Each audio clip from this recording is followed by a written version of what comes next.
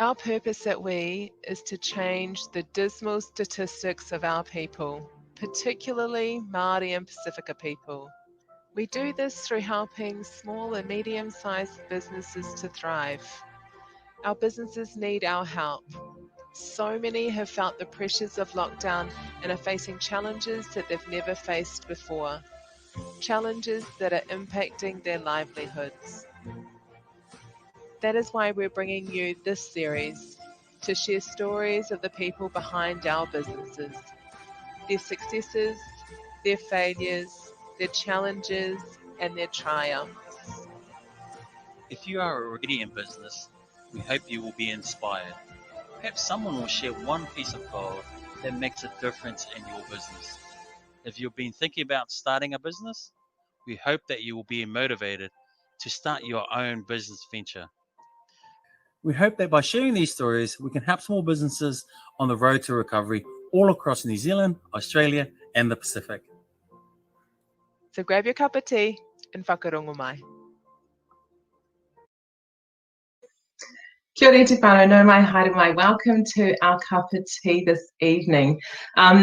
We seem to be on this natural trend lately, and I'm really excited to be able to talk to you today about hemp oil with Tarryn Thompson, who comes to us from NZ Hemp. So welcome, Tarryn. Thank you so much for joining us today. Oh, thank you. Thanks for having me. It's our pleasure. So tell us a little bit about yourself and what NZ Hemp is. Oh, well, I'm Tarryn.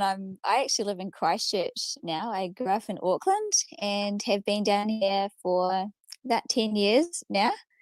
And it's a beautiful place to be. Has been very nice as of late, not being in Auckland City, far out. You guys have had it hard. But loving it down here. And our business, NZ Hemp, is actually in Wanganui. So we've been utilising the old internet very well. What else can I tell you? A little bit about NZ Hemp, did you say? Well, we started it in August last year, so we're just over a year old. So we're a pretty new company, but the hemp industry, it's been a very interesting one to be a part of. Very controversial, lots of rules to have to around and end without breaking them. And so it's been an interesting ride, but far out, it's been a hell of a ride. It's been super fun. So Lisa and myself and my husband Nick started NZ Hemp last year in August. And we actually started the company because both Lisa and I had been having some challenges with our health at the time. I had a chronic case of the hives. I didn't realize that I'd been having an allergic reaction to wheat, and I had hives like all over my body.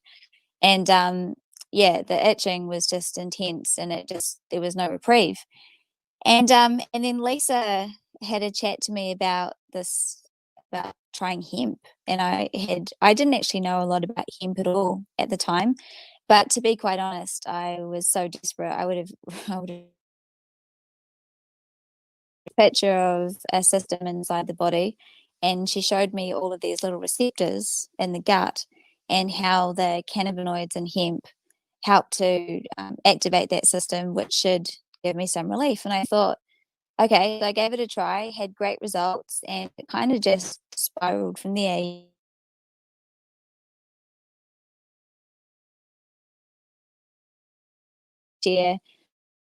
When I found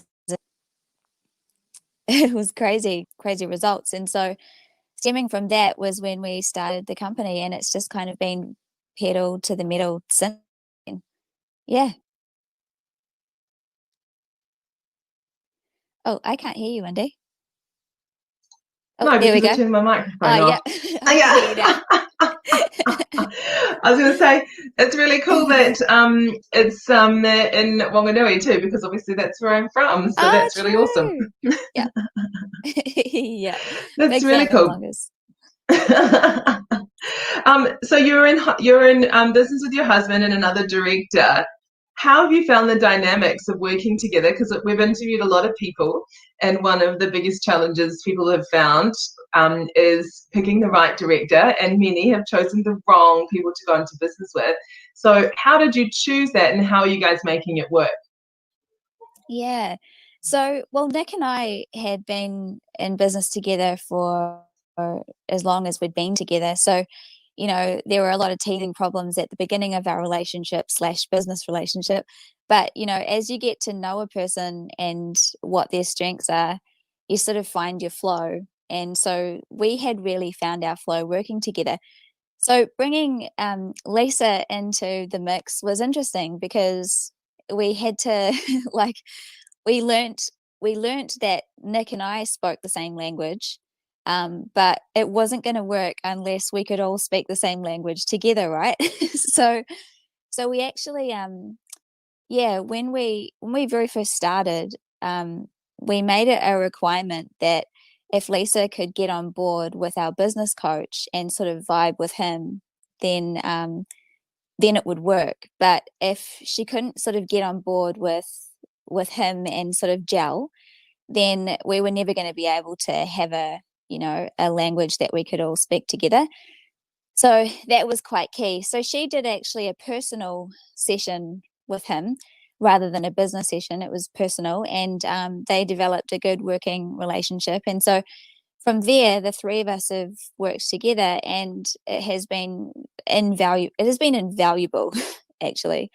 But I think if I could pinpoint, one of the things that I became super aware of was that a lot of people might think that they are working with the wrong people, but when people are different to you, that might be the thing you're perceiving as wrong.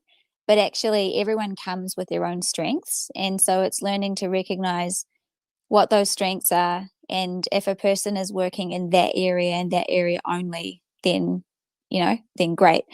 And what are my strengths and what are Nick's strengths? And as long as we don't, try and do someone else's job or try and micromanage someone else's job or expect someone to work outside of their area of strength, then it's much easier to manage those expectations. So that's been key. And then within that, it's been just as important. And it may not seem important when we talk about business, but business is about relationships. And first, those relationships have to be tight within your team, especially within the directors.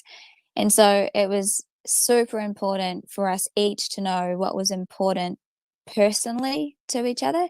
So what are the most important things to Lisa in her life? Where does she spend her time and energy and money personally?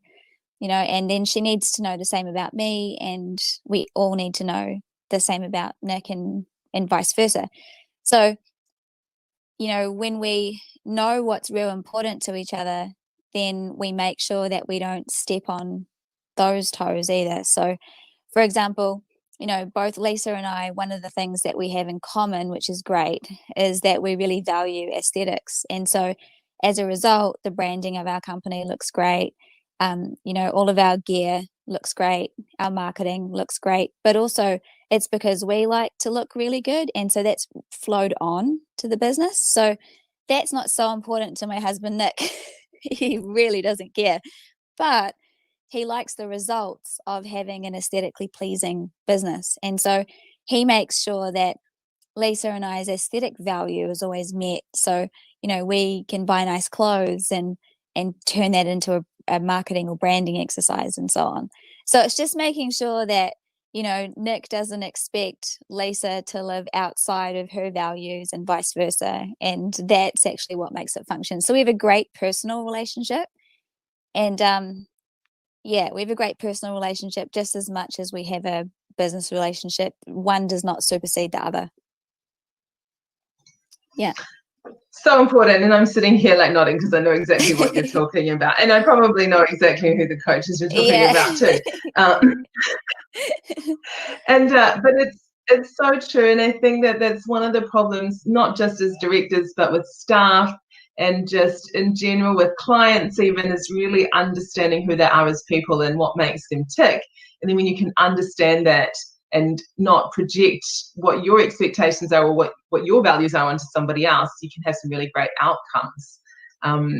You know, so, and I'm assuming, because I know you've got a team underneath you, that you're doing the same with your team as well. Yeah, yep, definitely. So it was we had like a team session with our business coach, but then after the team session that we had together, we've been working through the entire team to have them have individual sessions. So just like how Lisa started with a personal session with him, each of our team has had a personal session with him as well, to see if they can connect, because before, you know, he can ever start working on the business aspect of things, there's got to be that relationship connection there as well. So all of our staff have been through and worked with him, and then it means that we know what's the most important thing in our staff's lives outside of their work. So how does working for NZ Hempress bring more value to their personal life?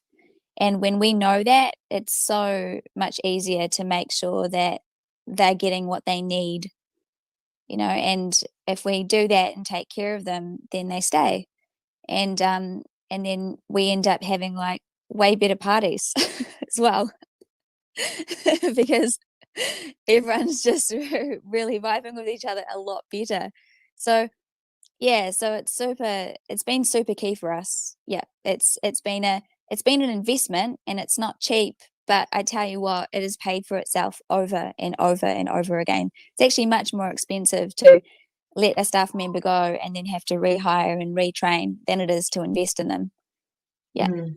Yeah. I was going to ask about that, because I know that with businesses, sometimes they struggle with the idea of developing their staff, and will put budgets to that maybe, but usually not extensive budgets.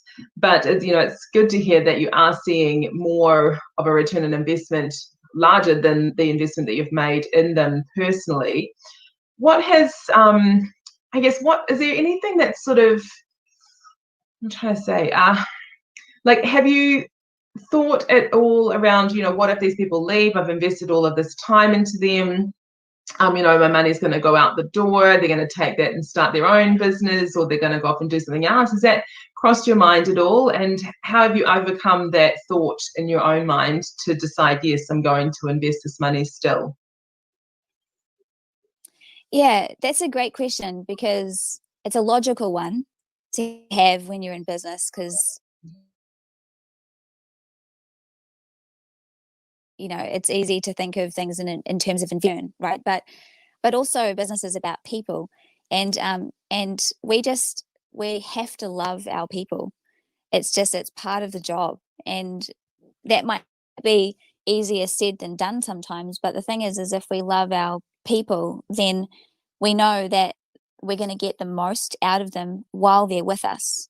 And if someone chooses to leave because, you know, of a different opportunity, or because they feel like their needs are going to get met elsewhere, well then, hey, thanks for giving us your very best while you're with us, and you know, we'll be high-fiving you on the way out, you know, because it's actually way more expensive to have someone stay when they don't want to be there, you know, because their energy, their attention, their intention is not with us. And so we don't want that. That's expensive as well.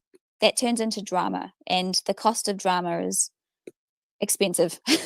So yeah, so it's really just making sure that, you know, so say for example, Lisa and I, we get off on testimonials. When they come through, they're so mint, like they're amazing. But then just as much, and maybe even a little bit more than our testimonials, it's like, oh my gosh, when our people are sending us messages like, we love working with you guys. When they send us gifts, like how many of your staff send you gifts? You know, like when that happens and they're really appreciating being there, then that's like, oh my gosh, we actually are making a difference in people's lives. And not only are we making a difference in their, say, you know, with their financial needs, but we're actually making a difference in their quality of life, because what can you say when when you're working and you love what you do? Like if you're working for, 6 to 12 hours a day, depending on what shifts you do, if you're working for that many hours a day, you better bloody love it, And so if we can be that space for people, then how freaking rewarding is that? Yeah, absolutely. And I agree. I think if you're not loving it, you see the memes and everyone says, oh, thank God it's Friday. And I think, well, if you really are thinking that, maybe you need to quit your 9 to 5. Yeah. If one of my staff had like a thank God it's Friday meme go up, I'd be like, is that because you worked so hard and we need to reward you? Or are you like hating life right now? Please be the former. Oh, no, absolutely right. Now, you talked about, it's really important that our team love what they do, but it's really important that as business owners, we love what we do too. And I know you've been in business for so many numbers of years. So, what is it about business that you love so much? And what have been some of the benefits of being in business that you've seen for you, and I'm assuming also for your family? That's a good question. It's a good question because I always thought I was motivated by business, but as it turns out, I'm not really motivated by business at all. I actually really value the social connections. And so with the role that I play within Hempress, it requires a lot of moving around, like a lot of traveling and a lot of face-to-face contact with people. I get to meet a lot of people, and as our success grows, the people and the quantity of people that we speak to grows, and that fills my social bucket like nothing else. And so actually when this lockdown happened, I was like, no, this is not happening. But still managed to find a way to be connecting with people through like this, for example. Like this interaction just totally fills my bucket. You know what I mean? So that's been quite a massive motivator for me. The other thing is like I think security is another motivator. I've got a 5-year-old and I've got another one on the way. And just being able to provide the kind of opportunities that I want for my kids it's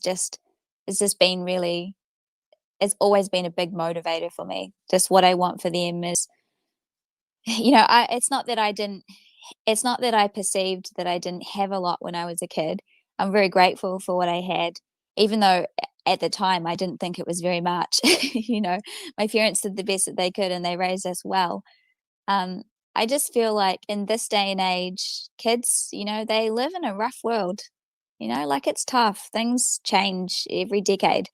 And the times that we're living in at the moment, they're hard for kids. And so the social connection and making sure that my kids live in the type of or have the upbringing that I want from them is really my biggest driver in business. And then within like what I get from NZ Hempress as well is just it's got to be in health. Like it's always had to be in the health industry for me, because seeing people's quality of life improve in the health area just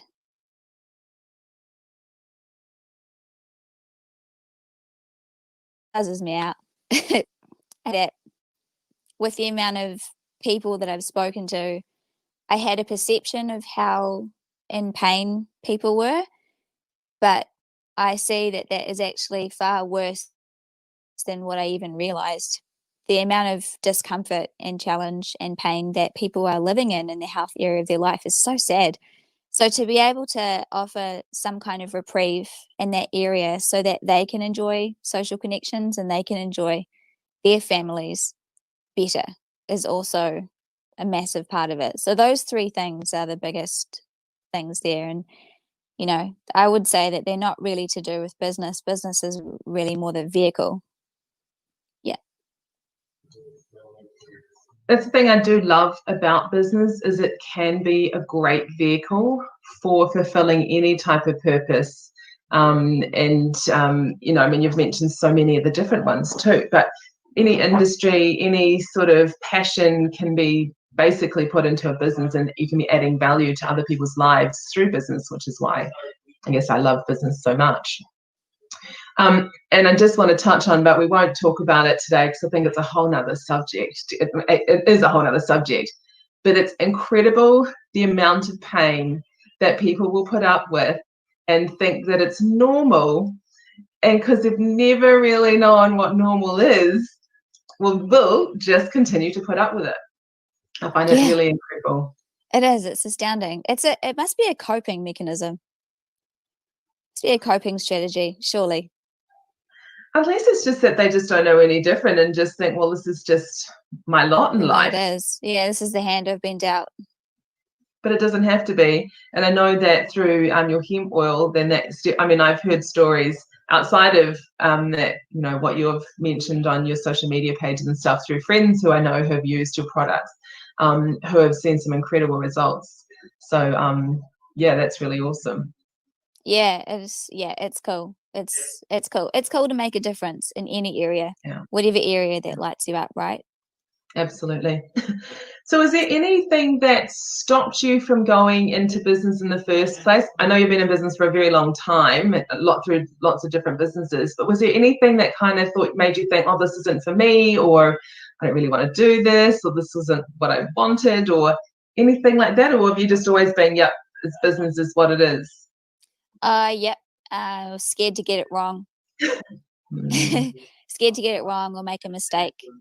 Yeah, so business always felt quite big, and so I felt like it was easier for me to stay self-employed and be a one-man band rather than have a team or and expand. Do you know what I mean? Like, it just seemed like there were so many moving parts, and how was I ever going to make that work? And plus, I was terrible with money.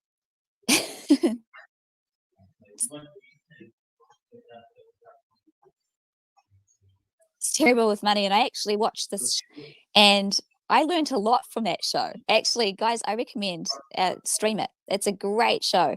So anyway, this guy comes in and he revamps a business. He turns a failing business and that's profitable. And when I saw how important it was to know your numbers, I thought, far out. I was never ever gonna get there until I learned that lesson. And so it's kind of just been that was a big shift for me to move from sole trader to business owner, was just saying, okay, it's just what I don't know what I don't know, and that's why it feels scary. But actually the things to know, they're not that difficult to learn at all. It's actually quite simple. It's just as they come into my awareness, then learn about that and just know that. And then if it doesn't light me up, like our financials, I mean, sure, I love seeing money coming in for sure, but knowing our financials doesn't light me up, you know. So therefore we have an accountant and he takes me and Lisa through our financials so that we know them, but it's not our job to figure it out as such, you know. So it's just knowing that there are lots of moving parts, but then knowing that we can learn what they are and then have people who are lit up by those areas and have them take care of those areas. And so then it didn't seem so scary. But when we say even the word business, a lot of the, you know, connotation with that is complicated, and it's really not. It's not really that complicated. It's just you don't know what you don't know, so it feels scary. That's so true. Now, what was the name of that show again? The Profit. Profit. I think I've seen that actually. That's good. It's in PROFIT. Yeah, I'm pretty sure I've watched it. I was like, oh, this is really interesting. I love watching those types of shows. It's really good. Yeah, it's really good. Yeah, we rated it. Absolutely. So look, you've been in business, you've spoken about your business coach, you've got your husband in business with you, but are there other people that you've had that have helped you along the way in business? Who's helped us along the way? Yeah, I mean, getting started, you know, we had to find people who believed in us, you know, to give us a kickstart. You know, it doesn't cost nothing to start a business, and sometimes you can do it in just pure sweat equity, but comes a time where it actually costs money to get things off the ground. And so, yeah, we really had to make sure that we presented a good case that we could have success in this industry. And so our families and our friends, they each chipped in and invested some capital for us. And so we'll never forget that, because there's nothing worse than having all of the boxes ticked and knowing that this is going to work and then not having enough money. That that is the worst. And so because that was the only obstacle to start, we just had to pour so much belief into our family and friends to just have them feel like, hey, this is going to be okay. Don't worry. Like, we've got this sorted. And then to have them like believe in us and believe in the vision and believe in our mission was amazing. So we'll always be grateful for how we started, and our friends and family that chipped in at the beginning. Yeah, we'll be forever grateful for that. That's really cool. It's awesome when your friends and family can do that, and then it becomes their journey as well. They like come along with you. Yeah. That's very cool. So in your time in business so far, what have been some of the challenges that you guys have faced that you've had to overcome, and how have you overcome them? So challenges. Oh, yeah. Okay. So the law. How about that one? Yeah, that's kind of a big one. Yeah. So it's interesting because like the first challenge we had to overcome was right from the get-go. We were like, this product works, but it works a little too well. Like, what's the catch? What's the catch here? And so we spent about 3 months going through legislation, and there it is. It's in there. The challenging thing about when you're working in an industry that potentially challenges the law is that sometimes the law is open to interpretation. And so you've got to make sure that, so we had to make sure that what we were doing and how a lawyer interprets the law is the same interpretation. Do you know what I mean? So that was new and quite scary, because I really didn't want to do the wrong thing and get into trouble. So that was actually quite, I was nervous on that for a while. But, you know, I think sometimes a bit of anxiety and a bit of nerves are just, you know, there to serve as well, because they made us really careful. And it also meant that we were really, really careful about what we could and couldn't say. So making claims in our industry is very easy to do, but can get us shut down, you know, faster than a bald man losing his hair. So that was something that we had to get our heads around quite quickly. So those two challenges, and then we also had, like, I'd say probably another challenge just outside of that, because not very many businesses might challenge the law as the hemp industry does. But one of the ones that we've had to was when a business grows very quickly, supply became an issue. And so, yeah, we were like, yay, we're growing and we're growing fast, but far out, like our product is made from a plant which has to grow. And the hemp industry doesn't exactly have great infrastructure in New Zealand, right? So even just the laws around people that can grow hemp are tight. And so as a result, there's not as many hemp farmers around. So yes, it is a growing industry, but at the amount of product that we were supplying, we went through almost an entire supply of oil in 3/4 of the season. And so we found ourselves having a quarter of the season to go. And what happened is that when the lockdown happened, as we solved that problem, the lockdown happened and we lost an entire crop. We lost an entire crop in that first lockdown. So that was a back-to-back double whammy. And so supply became a super big issue at that point. And so that was a problem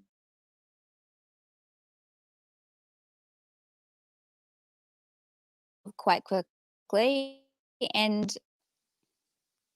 we had to sort of realize that the size of the challenge was in proportion to the success that we were having. So the first thing we had to do is emotionally balance it so that we didn't flip out, because it's very difficult to solve problems when you're in an adrenaline state or you're in a state of anxiety and worry. And so it was just like, okay, you know what? This is actually a great problem to have, first thing. And then it made us start to explore some different avenues we hadn't explored. And now our capacity for growth has increased as a result of that. So much so, which has set us up perfectly for the next for the season that's just been, and for the next season to come, which we wouldn't have, had we not had that challenge. So yeah, so it's it was a great lesson for us to have when we had it, and now we know we can overcome challenges. Yeah, And some pretty big ones. yeah. Because that would have been quite tough. I mean, lockdown was quite difficult, but it is quite interesting, like people and their perceptions of COVID. Some people look at it and just think it was all bad, but there are so many opportunities that came from it, and so many businesses have gone through the challenges like you did and have pivoted things or changed things up so that in the event that anything like that happens again, you're not going to be as highly affected. And in fact, your business is doing better. As long as you're actually looking out for those opportunities, though, and you're sitting in an abundance mindset and not sitting here, feeling like a victim and, nothing is going to come from this. Yeah, totally. That was key. Like, problems just cannot be solved in that state of mind. No. In that state of mind at all. So yeah, we were actually super, that's the benefit as well of having another plug for our business coach. It's another great benefit of having just an outside person, being able to be those eyes from the outside looking in, because sometimes when you're in it, it's difficult to see, but when you're on the outside of it, it's like, oh, okay, it's less emotionally attached to help us move through it. So yeah, super, super key. Yeah, absolutely. Totally agree. So looking back on your journey so far, is there anything else that you'd like to share with the people listening tonight that might be able to inspire them, or just give them some tips from the lessons that you've learned? Outside of what I've already said, I'd probably just summarize it. Invest in your team.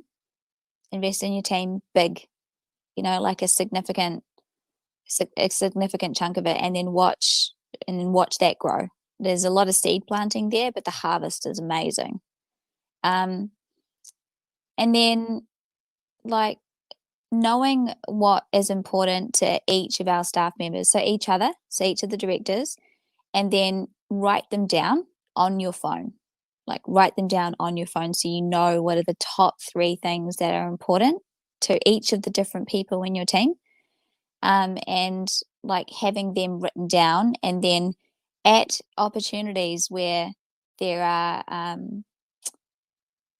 when there's an opportunity to congratulate, give affirmation, to share some love, take that opportunity. So if someone in your team moves house, if someone in the team, having a kid is an obvious one. But if someone in the team has an anniversary, if you look at your list and you say, okay, so relationships is actually really important to this person, and they just had an anniversary. Okay, so celebrate the anniversary and send them something nice. Those little things scattered throughout the year, once a quarter, something happens to that goes a long way. So investing in your team is, I'd say, like the most valuable thing that we have done since we've been alive, and we'll just continue to do that more and more and more, because we know that it just the dividends are ridiculous. That's really cool. Such great advice to look after your team. And I love that you call them team too, and we don't just call them staff, because they're not just people that work for you. Actually, you work for them too. If not, you work more for them than they do for you. Yeah, we won't tell them that, but it's 100% that. Oh yeah, shush, hopefully no one's watching. That's employee bus.